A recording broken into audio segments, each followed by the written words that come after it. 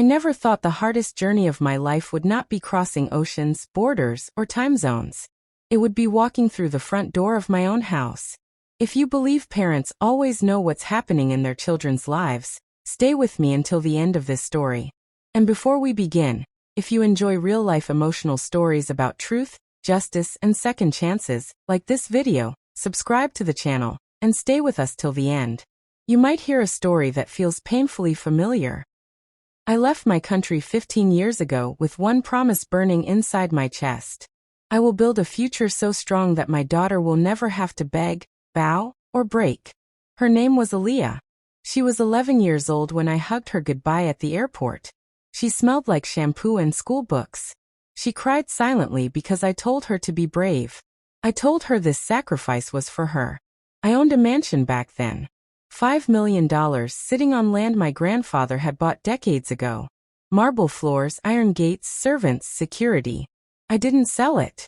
I left it for my family. For her. I trusted the people closest to me with everything. That was my first mistake. America was not kind to me. I cleaned offices at night. Drove delivery trucks by day. Slept 4 hours if I was lucky. Every dollar I sent home carried my sweat, my loneliness, my missed birthdays. When Aaliyah turned 13, I sent her a piano. At 16, I paid for private tutors. At 18, I wired enough money to renovate her room. Every time I called, someone else answered the phone. Your daughter is busy. She is studying. She is asleep. She is fine. And I believed them. Because believing them was easier than imagining the truth. If you're listening right now, and you're trusting someone blindly with your child's life, pause this video and think carefully. And if this story already touches your heart, like and subscribe. These stories need to be told. 15 years passed. I became a U.S. citizen. I built businesses. I finally had freedom. On my 50th birthday, I booked a one-way ticket home. I didn't tell anyone. I wanted to surprise my daughter. I imagined her running down the marble stairs, smiling, calling me Baba. What I walked into instead still wakes me up at night. The gate opened slowly. The mansion looked bigger, colder. Inside I heard shouting. Not the kind of shouting that comes from arguments. The kind that comes from ownership. I followed the sound. And then I saw her. My daughter. Barefoot. Wearing old clothes. Scrubbing the marble floor on her knees. A woman stood above her, yelling about a single missed dust mark. A grown man sat on the sofa, laughing. I felt something crack inside my chest. I asked one question. Who is she?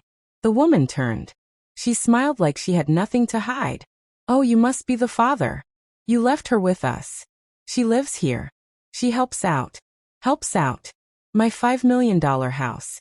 My only child. Living like a servant. Aaliyah didn't recognize me at first. She looked at me like I was a stranger. Then her hands started shaking. Baba? That word carried 15 years of pain. She collapsed into my arms and whispered something I will never forget. Please don't leave me again. If this moment doesn't break your heart, I don't know what will. Subscribe if you believe no child deserves this. That night, she told me everything. How control replaced care. How emotional abuse slowly turned into ownership. How they controlled her phone, her clothes, her education. How she slept in a small room near the kitchen. How she was told daily that without them, she was nothing. And the worst part? They used my absence as a weapon. Your father abandoned you. Your father chose money over you. Your father doesn't care. I was alive. But to her, I had been erased. I didn't confront anyone that night. I planned. Because monsters thrive on reaction. I wanted justice. The next morning, I walked through my own house like a guest. I observed. I recorded. I listened. I watched how they spoke to her. How they ordered her. How fear had replaced confidence in her eyes. That mansion was no longer a home. It was a prison. And I was done being silent. I called my lawyer. Then another. Then the authorities. Ownership papers don't lie. Bank records don't lie. Witnesses don't lie. But abusers do. And they did. They claimed she was difficult. Ungrateful. Unstable. But trauma leaves fingerprints. and we collected every one of them. If you believe truth always wins, like this video and stay till the end. The day they were removed from the house, my daughter stood behind me. She didn't smile. She didn't cry. She just breathed. For the first time in years. Freedom feels quiet at first. Healing was not instant. She flinched at loud voices. She apologized for things she didn't do. She asked permission to sit, to eat, to speak. I realized something terrifying. Abuse doesn't end when the abuser leaves. It lives inside the survivor. We went to therapy. Together. I apologized every day. Not with words. With presence. With consistency.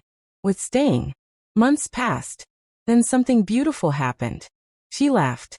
Not politely. Not nervously. But freely. That laugh healed parts of me I didn't know were broken. Today that mansion feels different. The floors shine because she chooses them to. The kitchen smells like food she wants to cook. The piano plays again. And my daughter? She walks barefoot by choice. Not fear. If you're a parent watching this, don't mistake distance for sacrifice without accountability. If you're a child watching this, your pain is real.